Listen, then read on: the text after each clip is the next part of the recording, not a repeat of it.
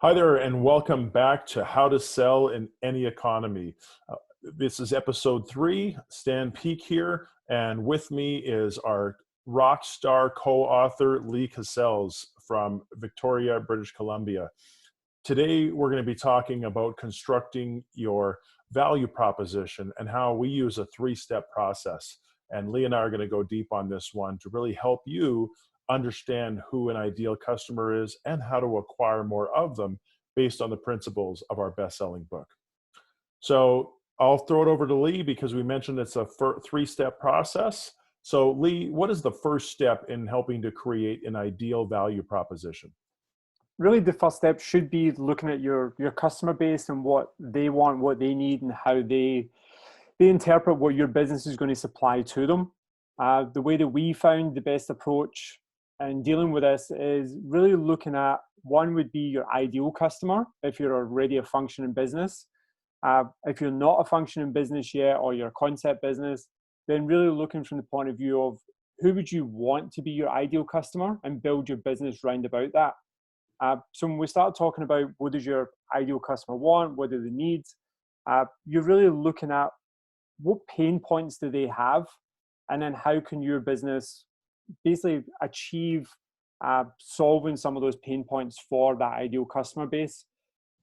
And from there, you really start looking at where do those customer bases really reside round about you. So if we're doing business to customer first, it could be your ideal customer is average household income of $100,000 a year. They drive a BMW. They have 2.2 kids. They go to private school. They love hockey. They love tennis. So if you start imagining who that ideal person is, then start imagining where does that person live? What does that person do on a day-to-day basis? Where does that person socialize? Again, if it's a certain demographic, they might pick one coffee shop over another coffee shop, or they might pick one restaurant over another restaurant. So for your hard-earned money, or you're going to go spend on advertising, are you in the right marketplace for where your ideal customer is? So for B to C, that's always really our approach of where does your ideal customer basically live in their ecosystem, and how can we go talk to them within that ecosystem? And then on your B to B side, you're really doing the same thing, but just looking at what businesses connect together within that same realm. So if you have a really high-end clientele base, then you might be looking to partner with companies like Porsche, Ferrari, Lamborghini, Jaguar, yacht clubs, golf clubs. But if you're selling a $20 a month product, there's probably not really a lot of point going through all the hoops to try and partner with somebody like Porsche or Ferrari, for example. So for us, that would be, I would say, our first approach. Stan, anything you want to add on top of that? No, I love it. It's you're bang on. Obviously, you guys know why we were desperate to get Lee to be one of our co-authors. He just understands this stuff so well. And so what we're really talking about with the first step is the demographics, right? How much do you know? What are what we call typifiers of your customer if you're in the business direct to consumer or B2C space, as Lee alluded to? What does that look like for a business? One couple things I would add is that if we know how many employees they have, or what's their revenue, how long they've been in business, the geography, are they in multiple locations or just one? And if they're just in your city, where in your city are they? But as Lee expertly pointed out there, the more information we know about our customer, then it helps inform our strategy about how we can intersect with them from our advertising, from a networking standpoint. And so that would really be the first step. And the second step, if we understand the demographics, is to now start to focus on what we call the psychographics, okay? Which, if the demographics is where your customer lives, then the psychographics is how your customer thinks.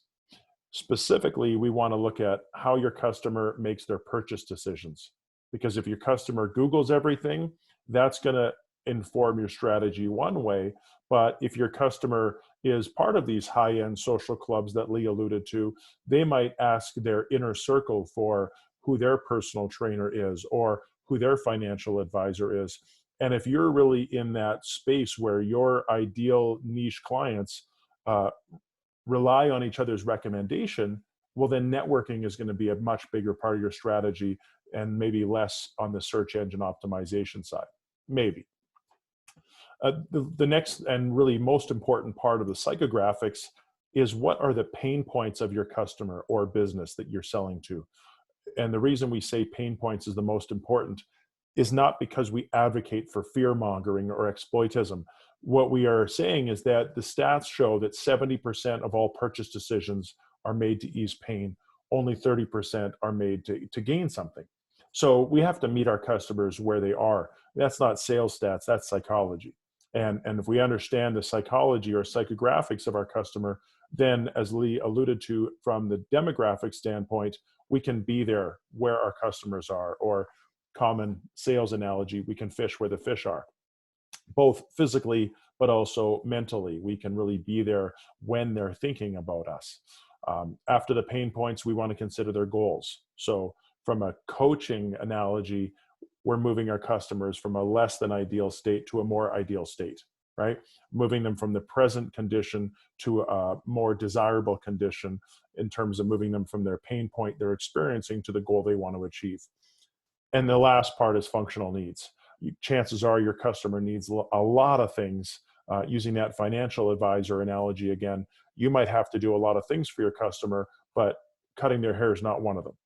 So we want to stick to our lane, so to speak, and that's really the the demographics and psychographics.